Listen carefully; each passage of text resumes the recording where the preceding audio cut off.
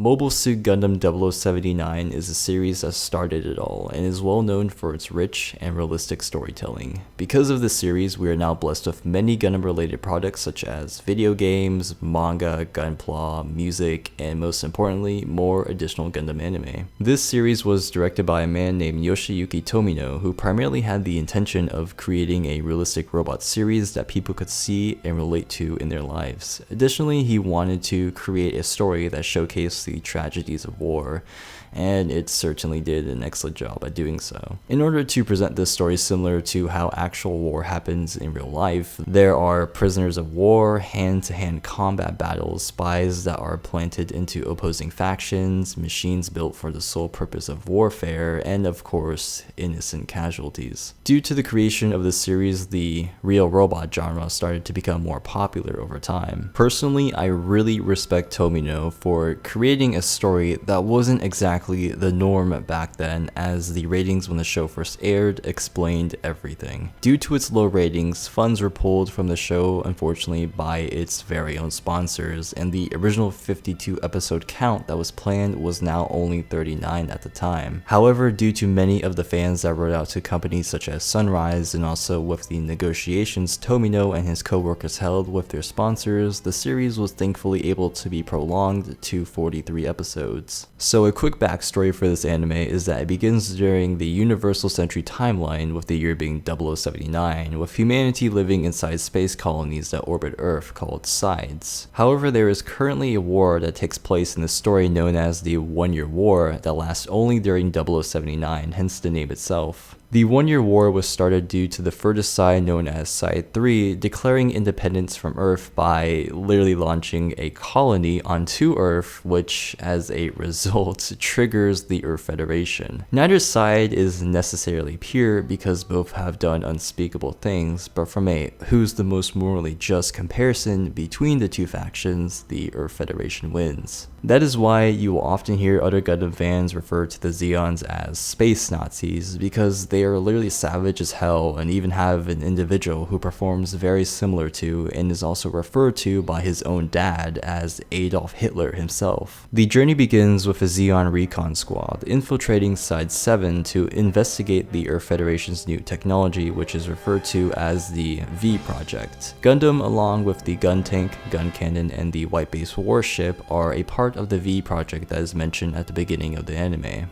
Unfortunately, what could have possibly been a very smooth recon mission for the Zeons turned into absolute chaos when the Zeon soldier known as Geen wanted to play hero and destroy the Federation's new technology. Moments later, a young boy named Amuro Ray heroically defends his home against the surprise attack from the Zeon soldiers by piloting a mech known as Gundam. The funny part about this whole situation is that Amuro literally reads a manual containing the Gundam controls that conveniently flies right in front of him from an explosion that happens right next to him. He then just flips the pages at the speed of light to read different information about the Gundam itself, and is actually able to defeat experienced Zeon soldiers due to its superior mech design at the time. This event pretty much sets a precedent for future Gundam titles that starts off the story with some angsty teenager getting inside a Gundam to defend the people he truly cares about. From that point on forward until the end of the series, Gundam and eventually Amuro acts as an ace for the warship White Base, as it is often the primary objective and is defended on the battlefield against Zeon mechs that get progressively more stronger to face. The reason why I say that Amuro eventually acts as an ace is because he at first relies too heavily on the Gundam's superior performance and eventually increases his pilot skills to the point where even Gundam itself isn't able to keep up with his reaction speed. This can be reinforced due to his peers and even enemies mentioning this to him as well, which makes him question his own self-worth to his own team as well as his own character. The actual character progression for Amuro is satisfying, as he first starts off as an immature teenager and eventually learns to tame his own actions/emotions to eventually shape himself into a pilot that understands the situation that he's in and no longer throws tantrums and all sorts of childish behavior when he is summoned to fight. As he ventures on in his journey, he meets several enemies that allows him to understand that Zeon soldiers have a legitimate cause that they are fighting for, and that they are ultimately not all sinister and even possess a good heart deep inside. Something I hate about the trilogy set or compilation of the series into 3 movies is that they take away episode 8, which shows Amuro experiencing 2 friendly and good-hearted Zeon soldiers helping a mother and her child. I honestly believe this was good for Amuro to see, but unfortunately this episode was taken out to fit in the main points in a timely manner for the movies. Amuro's encounters with his rival Char also helps keep him on his toes as they both develop an interest in each other and attempt to outperform one another in each of their fights. The problems that Amuro has with his family is also a factor into making Amuro a better individual, as his father is too caught up in his own work to the point where it actually affects his own health, and his mom lacks true understanding for what Amuro is truly fighting for. Because of the painful experiences that Amuro has had with his parents in the past, he is able to become more stronger inside and is able to release the painful ties that he has with them in order to survive the 1-year war. Now let's talk about where the story gets hella supernatural and turns into something incredibly interesting. Near the end of the story, Amuro starts to awaken to his new type abilities once he encounters a woman named Lala Soon. There are multiple occurrences throughout the story that gives hints towards the viewer that Amuro is awakening to these abilities by including character dialogue and interesting scenery changes. Once he's gained these newfound abilities, he starts to truly become a monster on the battlefield. His reactions increase, strategies that he uses is more impressive, and he's just so good to the point that he even plays a freaking number game on a bunch of Rick Doms just to mess around. You know, one time I saw some kind of meme on the internet that had a bunch of Gundam pilots and it listed whether or not if they're pacifists or not, and let's just say that Amuro is definitely not a freaking pacifist. This dude is actually kind of low-key sadistic if you really think about it. New types in this story can be thought of as the transcendence of the human race that occurs in order to adapt to space life, and to also be characterized by possessing supernatural abilities such as spatial awareness. They can also communicate telepathically with other new types, including the dead, as well as sense the presence of other new types as well. In all honesty, I really admire Amuro as a character, not only because he is the very first pilot to use a Gundam and get slapped by Bright Noah, but because his personality and the self-realization he experiences is such a good treat to the viewers who really appreciate that kind of stuff. Overall, Amuro is a character that I find to be very relatable in some aspects, and it's also very rewarding to see him mature as the UC timeline moves on if you devote yourself to the UC Timeline Gundam series. The next person that I would like to bring into this review is Char Aznable. Char is associated with the Principality of Zeon and serves as the main antagonist slash rival for Amuro in this anime. He is what started a meme where the color red makes anything pretty much 3 times faster, and he's also referred to as the Red Comet due to his extraordinary performance shown in the Battle of Loom prior to the events for this story. There's even a Japanese car commercial about him because he's just that edgy, I guess. Char is by far one of the most unique antagonists out of all of the Gundam animes, as he himself sets precedents for what to exactly expect out of most of the antagonists in other Gundam animes, whether it be similar looks or even personality. His own actual personality in this anime is rather dark, with a touch of classiness and a little bit of bully to top it off. His main objective throughout the story is to seek vengeance upon the Zabi family for the death of his father, Zeon Daikun, who is also the creator of the new type theory that states that all humans living in space would eventually become new types. While dealing with his plot for revenge, he also encounters his little sister Sayla, or Artesia, and attempts to convince her to leave the White Base multiple times. However, his objective starts to change near the end of the story as a conflict involving Amuro and Lala causes his goal to temporarily lose its importance. If you would like to learn more about Char's past, I suggest you take a look at Mobile Suit Gundam: The Origin, as it tells the tale of Char before the events of this anime. Overall, if you watch this anime and then move on to Zeta and end with the movie Char's Counterattack, you will experience a drastic change in Char's ideals and personality. Char is loved by many Gundam fans because he is extremely cunning, deceiving, edgy, and my personal favorite, righteous in regards to his own personal beliefs. He is a man who has lost so much, and for that reason will not stop until he gets his revenge for the death of his father. The next section for this review will be dedicated to the other members of the White Base crew and how I personally feel about each of them and their relevance in the anime. Something to take note of is that at first, the majority of these characters are pretty unorganized,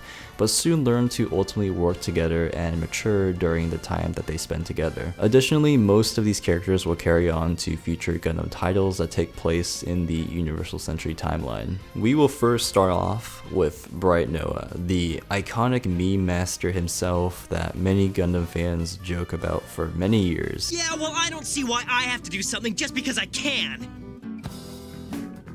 Bright is the captain of the White Base after the injury of the former captain from episode 1, and personally to me serves as an emotional wake-up call for Gundam pilots. Whenever a Gundam pilot is in some sort of dilemma, whether it be an emotional breakdown or throwing a pointless tantrum, Bright is usually there to set them in the right path, i.e. just slapping them hella hard in the face, thus creating so many memes on the internet, or just giving them a very inspirational speech. Kai Shiden, the glorious troll of White Base. Think I have time to eat better when I'm busy cooking so much?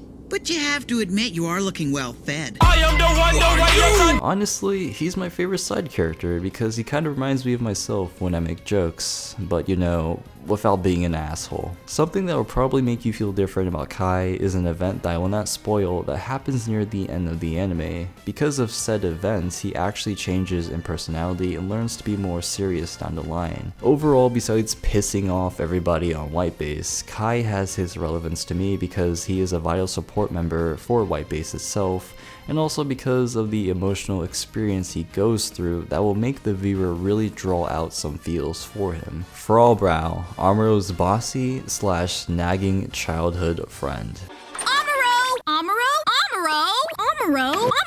Frau to me was pretty okay. She was always just so concerned about Amuro as the story unveils, and it was actually pretty cute to see the way that she feels about him. I believe she does have feelings for Amuro romantically, but unfortunately Amuro never displays any signs of romantic interest towards Frau. I'm going to be honest, I'm actually very disappointed that Amuro and Frau are an actual couple.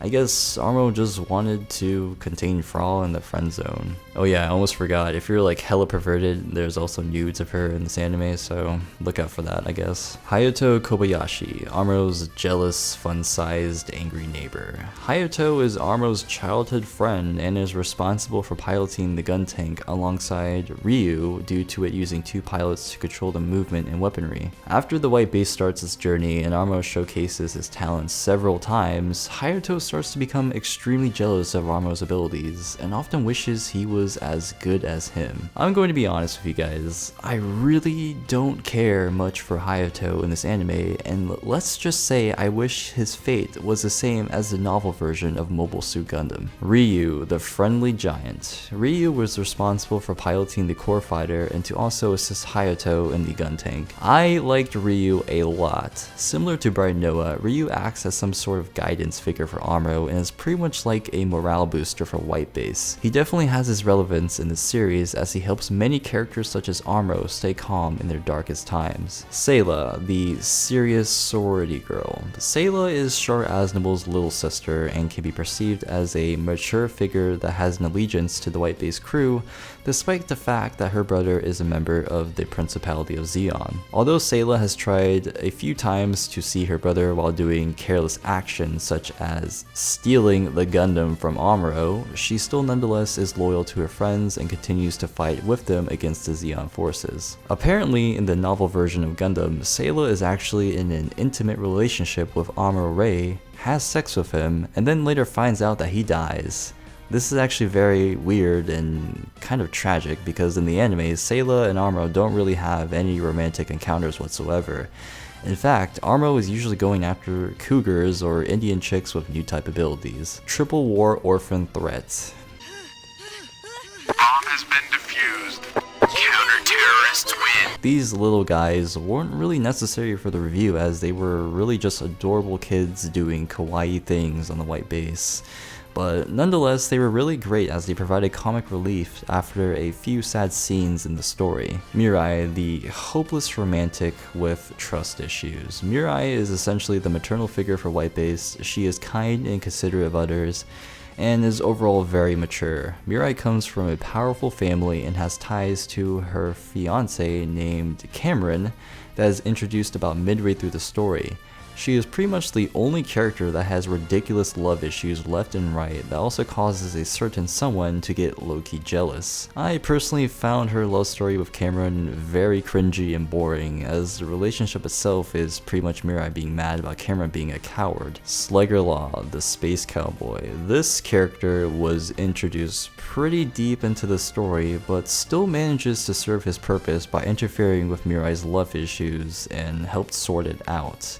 He is also sort of a low-key jerk due to how direct he is with the characters in the story, but still nonetheless, he sort of reminds me of Spike from Cowboy Bebop due to his chill and very laid-back type of personality. I feel like it's very necessary to discuss the animation quality for this anime because some people are actually on the fence about watching this solely because it is old and was made in the late 70s. So what I am about to show you all is the true horror of 0079. So sit back and enjoy this short clip of terror.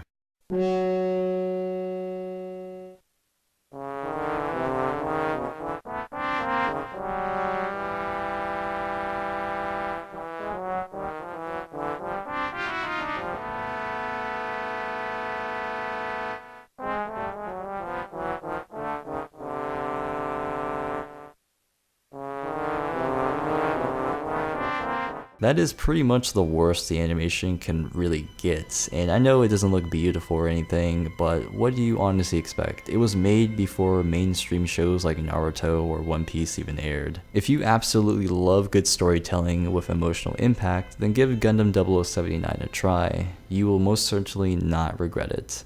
Something to also mention if you're not into watching the 43 episodes that this show offers is that once again there is a trilogy movie set available for this anime that are about 2 hours each. You could basically finish the entire series around 6 hours or so and still manage to get the main points that occur in the anime minus the nonsense and other fun episodes. Rest in peace Doan's Island because Tomino hates karate rock throwing Zaku's. So in addition to getting the main story points, mobile suits being switched out, and new scenes / BGMs from the movies, you can actually watch them all for free on YouTube from Gundam Info's channel. Links to all of the movies will be down below in the description. However, this is only available until September 21st, so make sure you watch them prior to that date. Final verdict. Gundam has been with me for virtually my entire life since the early days of Toonami at a young age and has impacted my life through the lessons it teaches. That is why I primarily dedicate my channel to the franchise itself. It is a wonderful collection of rich war stories that have numerous characters that can easily relate to an individual's personal life, whether it be a teenager or an adult. It was very refreshing to finally sit through and watch the series that started it all. Good stories are ones that you can read or watch many years after the date it was created or published and still possess the ability to mesmerize new viewers with its uniqueness, and that is exactly what this anime has done for me personally. The BGMs the series offers is very satisfying to listen to even in 2016, as it still performs its job by reinforcing the mood for the scenes they are played in. I highly recommend watching this anime whether it be the TV series or the trilogy set. I personally prefer the TV version. As for what I mainly disliked about this anime was the actual pacing near the end of the series. It seemed very rushed, but that can also be justified to some degree due to the episode crisis at the time. So that pretty much wraps up my review for Mobile Suit Gundam 0079, but now I would like to take the time to advertise a pretty cool group I've joined for a while now. I don't usually do this, but I feel like potential newcomers to the Gundam world would greatly appreciate joining the Facebook group MAQ. This is a group that is by far one of the coolest and greatest things that you could join if you love mecha. mecha anime. There are so many insightful posts and memes on their page that makes it really great for the fans of Gundam or mecha anime in general, so I highly recommend you guys join it if you're into stuff like that. But anyways, thank you for watching my review for Gundam 0079, and if you have any questions or opinions about the anime itself, please leave a comment down below. I plan to cover 8th Mobile Suit Team up next that is said to be hella gritty, which is something I absolutely love. Let's hope it'll be a good watch.